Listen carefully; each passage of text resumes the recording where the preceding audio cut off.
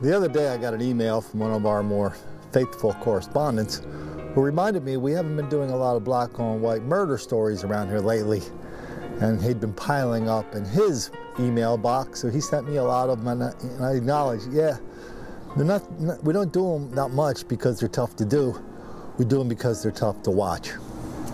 But every once in a while we have to remind people of the ultimate in black criminality that is wildly out of proportion, often committed under these ridiculously false pretenses that we talk about here on the show, like on this channel. What happens when a black person knocks on your door and says they need a nickel or a dime, or they need a drink of water, or they need to use your phone, or they need bus fare to go get a job, or they need bus fare to go to their grandmother's funeral. You're being sized up. If you're a 91-year-old woman who knows the person at the front door, you've already been sized up, and your life was as good as over the minute you opened that door. You can see Miss Mabel Fowler's home over my shoulder. Her family was at today's press conference and said that they visited with her often but never met Duncan. And they say obviously this is a very difficult time for their family. Police say Duncan was homeless and Fowler had recently hired him to help with yard work. They say surveillance video was a key part in helping pinpoint Duncan as a suspect. Police say video from a nearby business recorded Fowler going to her mailbox Saturday morning and Duncan going into her home shortly after. Fowler's caretaker stopped by the home Saturday evening when she wasn't able to get in contact with her and discovered Fowler's body. Police say a preliminary cause of death is blunt force trauma and possibly assault with an edged weapon.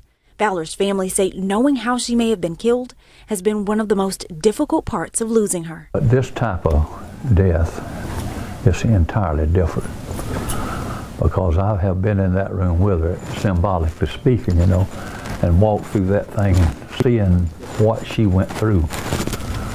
And it's just about more than you can take. Police say Fowler had lived at this home her entire life. Randy Hildreth, WSFA 12 News, Dothan.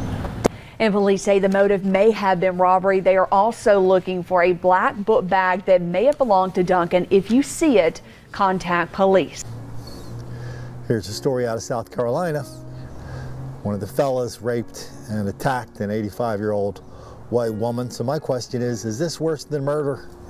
Does she have a life now? Is her life actually over now, even though she passes all the physical tests for being alive and conscious? What kind of life does she have? What kind of life does an 85-year-old woman have who has been raped and violated and assaulted on such an intimate level? And why is that so wildly out of proportion a black thing? And why is it so easy to disprove me on this? All you got to do is send me the videos.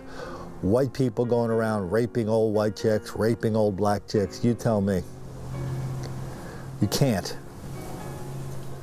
Because you know that if you told me that, it wouldn't be true. Even when lying doesn't make the black kids angry.